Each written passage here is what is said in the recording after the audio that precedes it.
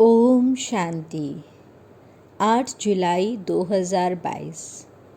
मीठे प्यारे बाबा के आज के मधुर महावाक्य। बाबा समझाते, मीठे बच्चे, वाहियात व्यर्थ बातों में तुम्हें अपना अमूल्य समय बर्बाद नहीं करना है। बाप की याद से आबाद होना है। प्रश्न: बाप दादा दोनों ही निरहंकारी बन बच्चों के कल्याण के लिए कौन सी राय देते हैं? उत्तर: बच्चे, सदैव समझो हमें शिव बाबा पढ़ाते हैं। भल ब्रह्मा बाबा भी तुम्हें पढ़ा सकते हैं, लेकिन शिव बाबा को याद करने में ही तुम्हारा कल्याण है। इसलिए यह दादा निरअहंकारी बन कहते हैं, मैं तुम्हें नहीं पढ़ाता हूँ। पढ़ाने वाला एक बाप है, उसे ही याद करो। उनकी याद से ही तुम विकर्मा जीत बनेंगे। विकर्म विनाश होंगे, मेरी याद से नहीं। ओम शांति। अब बच्चे सामने बैठे हैं। बच्चों की बुद्धि में ज़रूर होगा कि पतित पावन परम पिता परमात्मा जो ज्ञान का सागर है, वह इस ब्रह्मा तन द्वारा हमको पढ़ा रहे हैं।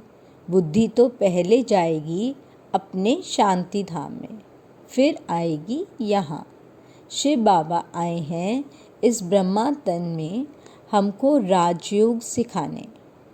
स्टूडेंट की बुद्धि में यह होगा ना कि हमको कौन पढ़ाते हैं। स्कूल में जाएंगे तो समझेंगे ना कि फलाना टीचर हमको पढ़ाते हैं। उनका नाम भी ख्याल में रहता है, आँखों से देखते भी हैं। सत्संग भी किस्म किस्म के होते हैं।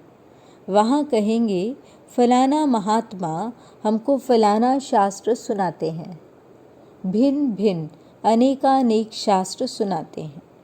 जन्म जन्मांतर ऐसे सुनते ही आए हो। अभी तुम यहाँ बैठे बैठे याद करते हो शिव बाबा को। तुम समझते हो हमारा पतित पावन बाबा वह शिव है। वही आकर ब्रह्मा द्वारा हमको पढ़ाते हैं। यह ब्रह्मा भी पढ़ाते हैं। जब ब्रह्मा कुमार कुमारियाँ भी पढ़ा सकते हैं, तो क्या ब्रह्मा नहीं पढ़ा सकते हैं?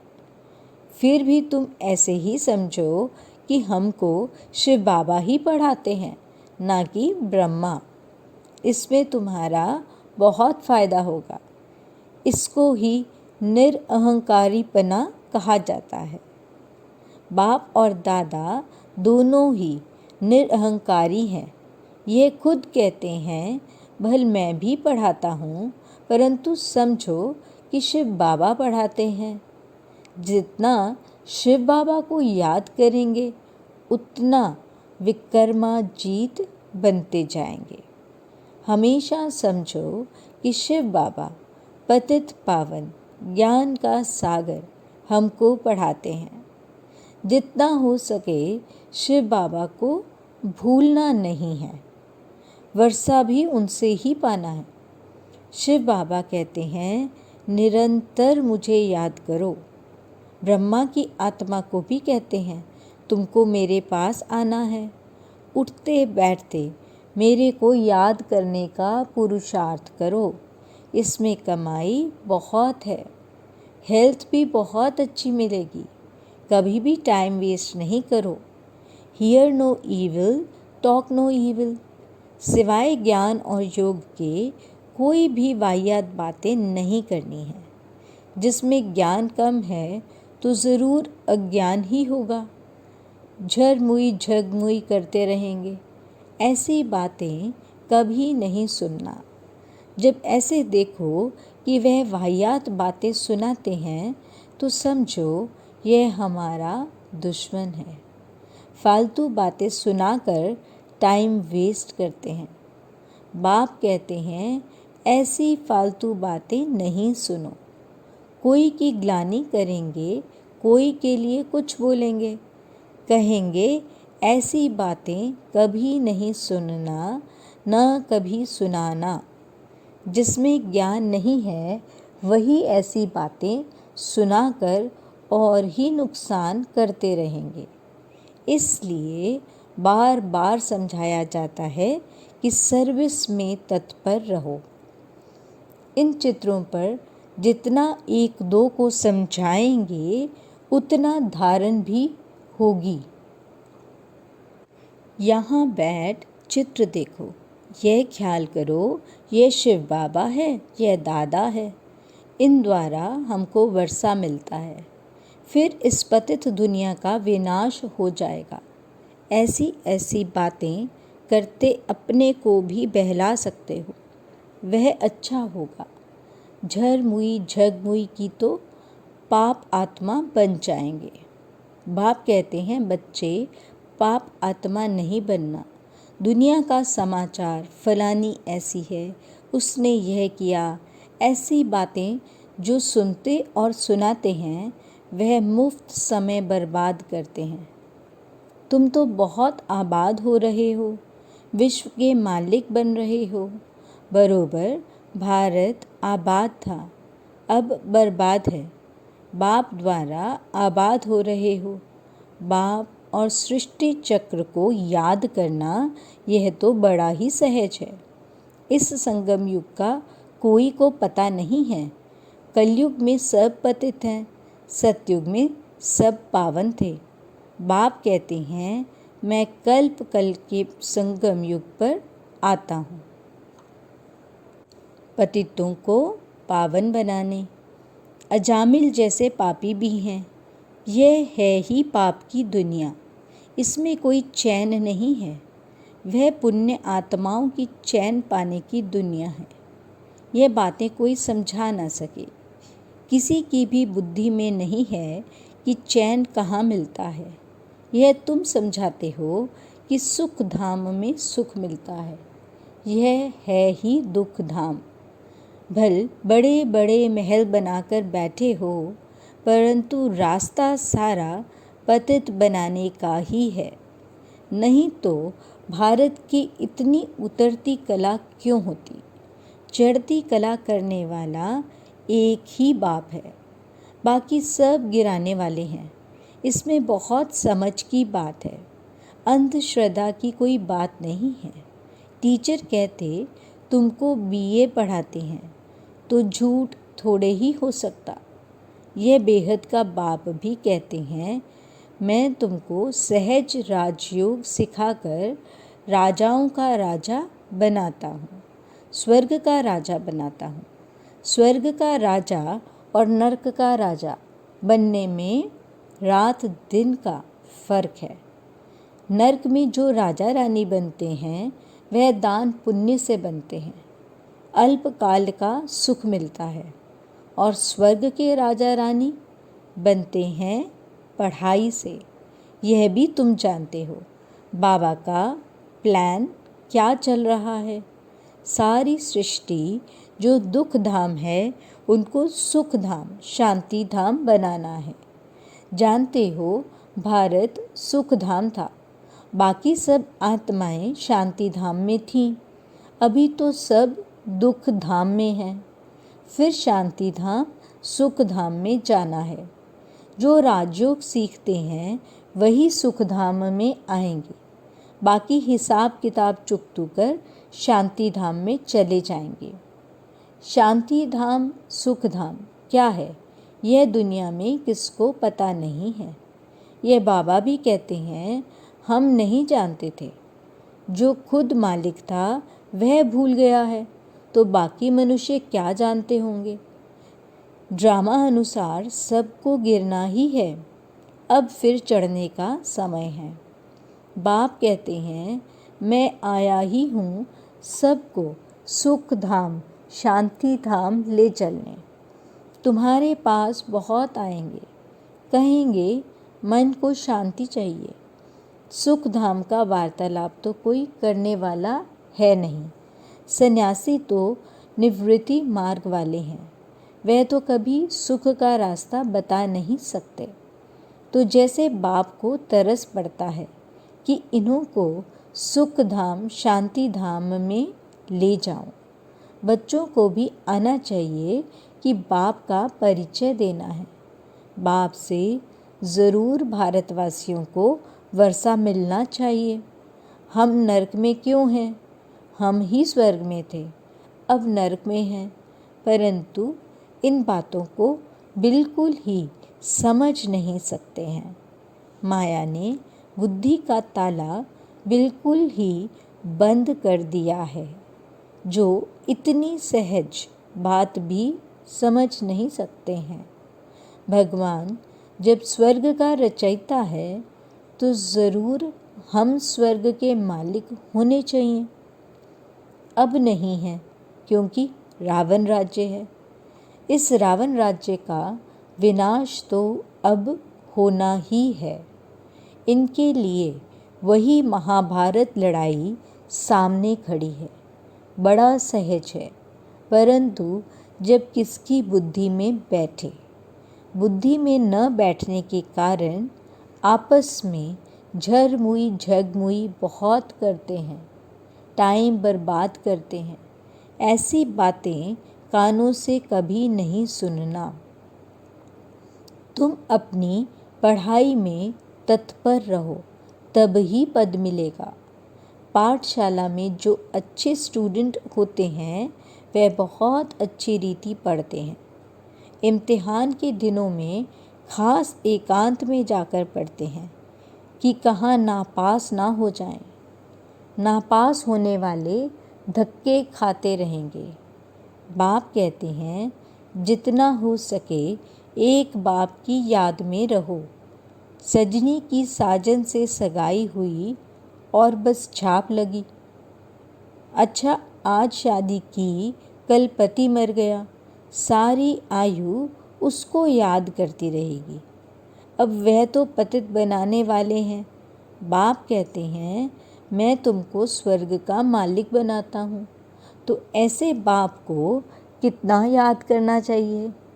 माया तुम्हारा योग तोड़ने की बहुत कोशिश करेगी, परंतु तुमको बहादुर रहना है। संकल्प बहुत तूफान लाएंगे, जो अज्ञान काल में भी नहीं आते थे। जैसे वैद्य लोग कहते हैं इनसे डरना नहीं है। ऐसे नहीं डर कर जाए दूसरी दवाई करो। नहीं, बाबा भी कहते हैं डरना नहीं है। मनसा के तूफान बहुत आएंगे, लेकिन कर्मेंद्रियों से कोई विकर्म नहीं करना। एक दो को ज्ञान सुनाकर कल्याण करना। बाबा बहुत समझाते हैं कि तुम अपनी मस्ती में मस्त रहो। घर में गीता पाठशाला खोलो। Charity begins at home. बच्चों को भी स्वर्ग का मालिक बनाओ। बाप स्त्री को, बच्चों को रचते हैं सुख के लिए। तुम भी जानते हो हम भविष्य के लिए कमाई करते हैं, तो क्यों नहीं स्त्री बच्चों आदि को भी कराएं। उनको घड़ी घड़ी बोलो, धंधा धोरी बल करो, सिर्फ बाप को याद करते रहो। यह प्रैक्टिस ऐसी पड़ जाए जो पिछाड़ी में विनाश के समय एक बाबा की ही याद रहे। बाप कहते हैं तुम सब अभी वानप्रस्थ अवस्था में हो, सबको मेरे पास आना है। हम आए हैं ले जाने के लिए। तुम्हारे पंख टूटे हुए हैं। सन्यासी तो ब्रह्म तत्व को याद करेंगे, वह बाप को याद कर ना सकें। हाँ, जो देवता धर्म वाला होगा वह मानेगा और शिव बाबा को याद करने लग पड़ेगा। ब्राह्मण बनने बगैर देवता तो बन ना सके। वर्णों की बाजोली है ना। शूद्र वर्ण के थे, अब ब्रह्मा द्वारा ब्राह्मण बन दादे का वर्षा पा रहे हैं। शूद्र से ब्राह्मण बने हैं, फिर हम नई दुनिया के मालिक बन जाएंगे। ब्राह्मण है सबसे ऊंच, ब्राह्मणों की चोटी है ना।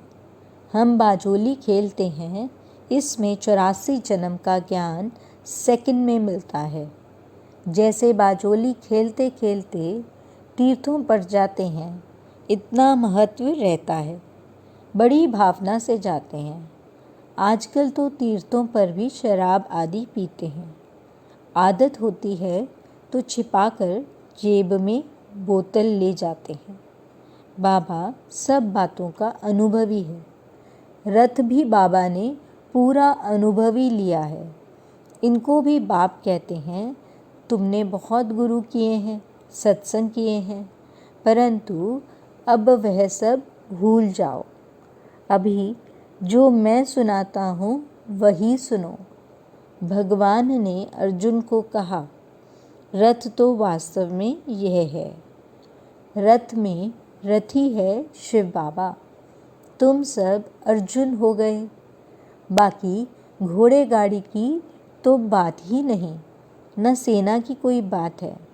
वह है भक्ति मार्ग, यह है ज्ञान मार्ग। भक्ति की डिपार्टमेंट ही अलग है। ज्ञान देने वाला एक बाप है, बाकी तो सब भगत हैं। सारी दुनिया के जो भी मनुष्य हैं, सबकी आत्मा कहती है, ओ गॉड फादर। आत्माएं समझती हैं वही आत्माओं का बाप है। जानती भी हैं हमारा लौकिक फादर भी है। फिर क्यों नहीं हेवनली गॉड फादर को याद करते हैं? सिर्फ दुख के समय क्यों याद करते हो? बाप कहते हैं, मैं इतना सुख शांति देता हूँ जो फिर दुख में मुझे ही याद करते हो। तो आपस में तुमको ये ज्ञान की बातें करनी है। मित्र संबंधियों के पास अथवा ऑफिसर्स के पास भी जाना है। सबसे ताल्लुक़ रखना है। बड़ी युक्ति से उनको ज्ञान रत्नों का दान भी देना है। शादी में भी जाना है तो सेवा अर्थ। तुम गुप्त अहिंसक सेना हो। तुम्हें किसी भी प्रकार की हिंसा नहीं करनी है, दुख नहीं देना है। अच्छा, मीठे मीठे सिकीरधे बच्चों प्रति माता पिता बाप दादा का याद प्यार और गुड मॉर्निंग। रूहानी बाप की रूहानी बच्चों को नमस्ते। धारणा के लिए मुख्य सार। पहला पॉइंट, ऊंच पद पाने के लिए अपनी पढ़ाई में तत्पर रहना है। झर मुई झग मुई की व्यर्थ बातें नहीं सुननी है। अपना समय व्यर्थ नहीं गंवाना है। दूसरा पॉइंट, एक दो को ज्ञान सुनाकर कल्याण करना है। कभी भी मनसा तूफानों के वश हो कर्मेंद्रियों से कोई विकर्म नहीं करना है। वरदान, सर्व शक्तियों रूपी बर्थ राइट को हर समय कार्य में लगाने वाले मास्टर सर्वशक्तिमान भव। सर्व शक्तियाँ बाप का खजाना है और उस खजाने पर बच्चों का अधिकार है। अधिकार वाले को जैसे भी चलाओ वैसे वह चलेगा। ऐसे ही सर्व शक्तियाँ जब अधिकार में होंगी तब नंबर 1 विजयी बन सकेंगे। तो चेक करो कि हर शक्ति समय पर काम में आती है। हर परिस्थिति में अधिकार से शक्ति को यूज़ करो। बहुत काल से शक्तियों रूपी रचना को कार्य में लगाने का अभ्यास हो तब कहेंगे मास्टर सर्वशक्तिमान। स्लोगन, कोई भी महान कार्य सभी के उमंग और उत्साह से ही संभव है। अच्छा, ओम शांति।